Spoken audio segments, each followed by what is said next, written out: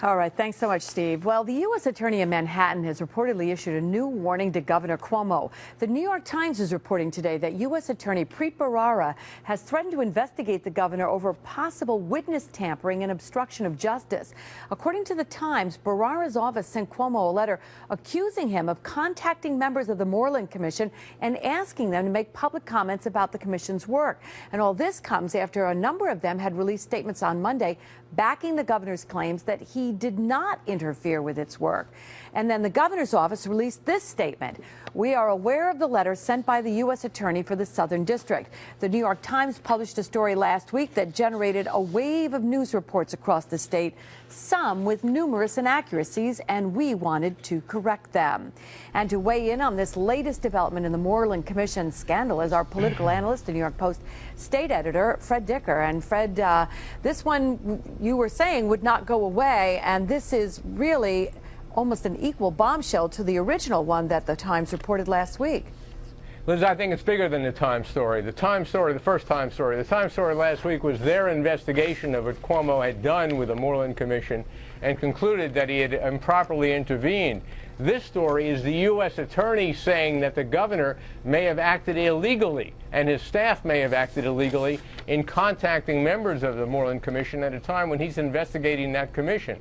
He invoked the possibility of, interference with efforts to obtain justice or suborning perjury. The suggestion was that they were interfering with possible witnesses. So this is more serious because it's a charge coming from an individual who can bring criminal charges against people. What about the governor's response that he was just trying to set the record straight, in effect?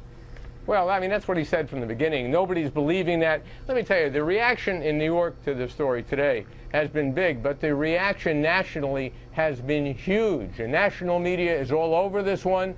Governor Cuomo tonight is really the poster boy now nationally of corruption in in state politics or in government, fairly or unfairly.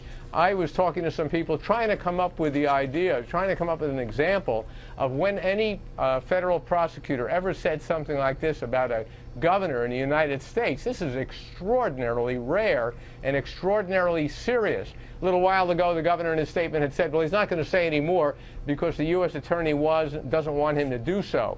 Well, that's not what the U.S. Attorney said. And just a few minutes ago, Common Cause, one of the self-styled good government groups, put out a statement calling on the governor to speak about what happened with Moreland and saying it's wrong for him to claim that the U.S. Attorney has asked him not to speak because that's not what the U.S. Attorney said. And Fred, just if you can address the potential for politics to be at play here as well.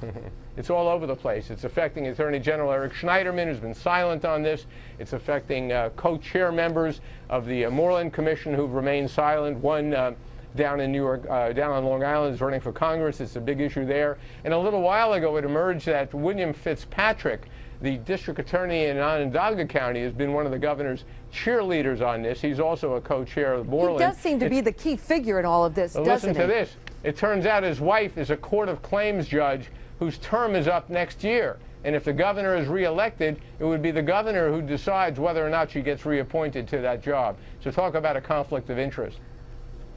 All right. Well, I mean, you're extrapolating out a little bit there, I think. Do you? Well, it is a conflict of interest. He has a vested interest in doing right by the governor because the governor could knock his wife out of a judgeship if he's the governor next year. But again, he does seem to be the central figure here, and he's the one who's now coming under attack, apparently for changing his statements to both the Times and to federal prosecutors, and now having come out with this statement saying supporting the governor and saying he was not interfering. Right. All right, there you go. I guess that's it from Fred. I agree with you. Thank you very much. Fred's on the radio live from the state capitol weekday mornings, 10 to 11, Talk 1300 a.m.